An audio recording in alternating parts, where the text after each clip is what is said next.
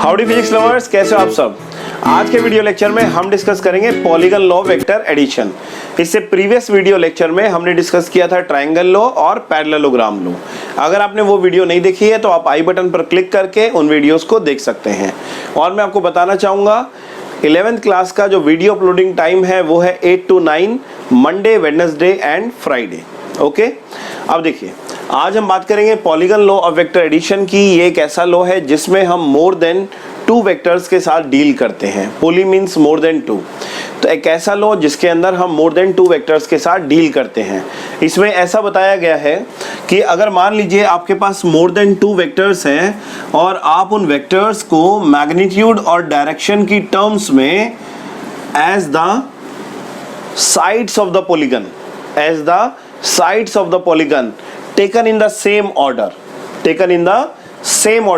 represent कर सकेंगे तो आप इसका रिजल्टेंट बहुत आसानी से निकाल सकते हैं। ठीक है, so if number of vectors are represented as the regular sides of the polygon taken in the same order, then the resultant of those vectors is the closing side of the polygon taken in opposite order. भाई आपके पास vector A, vector B, vector C, vector D और एक और vector मान लीजिए vector E. सो ये total हमारे पास कितने वेक्टर हुए? 1 2 3 4 5। ये 5 वेक्टर हमारे पास हैं और इन पांचों का रिजल्टेंट हम निकालना चाहते हैं। तो पॉलीगन लॉ के अकॉर्डिंग इन 5 वेक्टर्स का जो रिजल्टेंट होगा वो इस पॉलीगन की क्लोजिंग साइड होगा, इस पॉलीगन की क्लोजिंग साइड होगा इन the opposite order, taken in the opposite order. Same order और अपोजिट ऑर्डर से क्या मतलब है? सेम ऑर्डर का मतलब है ये एक वेक्टर है और इस वेक्टर का ये हेड है और ये टेल है। जहां पर वेक्टर ए का हेड आएगा वहीं से वेक्टर बी का टेल टच होना चाहिए। ठीक है, और उसके बाद अगर वेक्टर बी का हेड है तो सी वेक्टर का टेल होना चाहिए।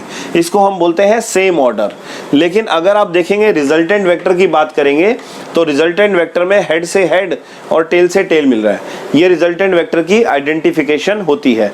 जहां पर हेड से हेड और टेल से टेल मिले उसे हम बोलते हैं रिजल्टेंट वेक्टर। अब देखिए रिजल्टेंट वेक्टर की वैल्यू क्या होगी तो वो भी हम कैलकुलेट कर सकते हैं। कैसे? देखिए वेक्टर ए और वेक्टर बी ये दोनों मान लेते हैं साइड से ट्राइंगल की taken in the same order. So third side of the triangle in the opposite order gives us the resultant. Okay, अब ये रिजल्टेंट की वैल्यू मैंने लिखी R1 और हम जानते हैं R1 का वैल्यू किसके इक्वल होगी? Vector A plus vector B। क्योंकि ट्राइंगल लॉ वेक्टर एडिशन क्या कहता है कि अगर ट्राइंगल दो वेक्टर्स को आप ट्राइंगल की दो साइड्स के रूप में फॉर्म में रिप्रेजेंट कर पाए taken in the same order, तो जो ट्राइंगल की थर्ड साइड होगी taken in the opposite order will act as a resultant. So R1 की वैल्यू है vector A plus vector B। अब देखिए R1 एक वेक्टर है और वेक्टर C एक वेक्टर है। ये जो दो हैं वेक्टर्स R1 और वेक्टर C ये भी ट्राइंगल की दो साइड्स के तरह बिहेव कर रही हैं जो कि सेम ऑर्डर में है। अब इन दोनों का रिजल्टेंट क्या होगा? इन दोनों का रिजल्टेंट होगा R2। ठीक है, इन दोनों का रिजल्टेंट होगा R2 और इस R2 की वैल्यू क्या होगी? Vector R1 plus vector C। अब उसके बाद देखिए जो R2 है और ये जो वेक्टर D है ये भी ट्राइंगल की दो साइड्स की तरह काम कर रहा है। अब इन दोनों का रिजल्टेंट क्या होगा? Closing side of the triangle. अब ये ट्राइंगल बन गया ना और इसका रिजल्टेंट आ गया R3 equal to R2 plus vector D। ठीक है, उसी तरीके से R3 और वेक्टर E दोनों कैसा बिहेव करेंगे? कैसा बिहेव करेंगे?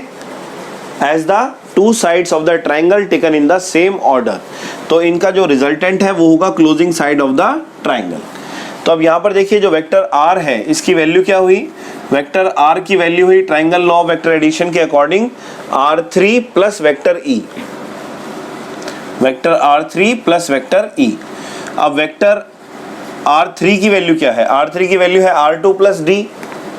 So vector R2 plus vector D plus vector E।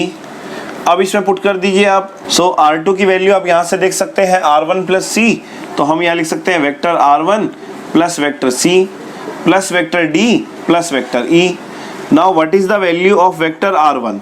Vector r1 value is vector a plus vector b plus vector c plus vector d plus vector e.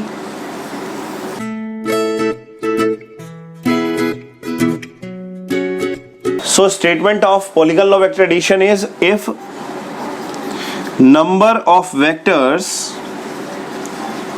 are represented in magnitude and direction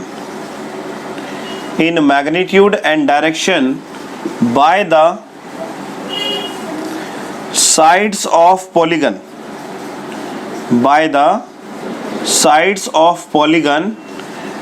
taken in the same order, then resultant will be given by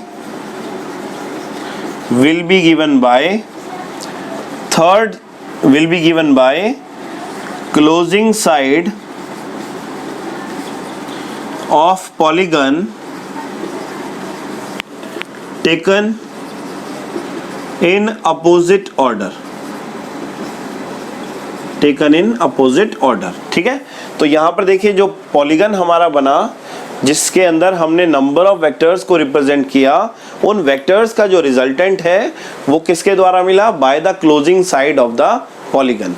so the value of vector R is equal to vector A plus vector B plus vector C plus vector D plus vector E. जितने भी vectors आप polygon की sides की form में represent कर पाएंगे उन सब का जो सम है, वेक्टर सम, वो हमें देगा resultant. Okay, so I hope you understood this topic. इसके बाद जो नेक्स्ट वीडियो आपको मिलेगी वो मिलेगी रेक्टेंगुलर कंपोनेंट्स. अभी जस्ट इसके बाद with in 20 minutes you will get one more video, that is rectangular components of vector. और वो वीडियो बहुत इंपॉर्टेंट है क्योंकि जब आपको रेक्टेंगुलर कंपोनेंट्स पता होंगे, एक वेक्टर को स्प्लिट करना आएगा, तभी आप आगे के टॉपिक्स को अंडरस्टैंड कर पाएंगे. ठीक है, थैंक यू वेरी मच. जय हिंद, जय Bharat. Like, share and subscribe your channel physics love.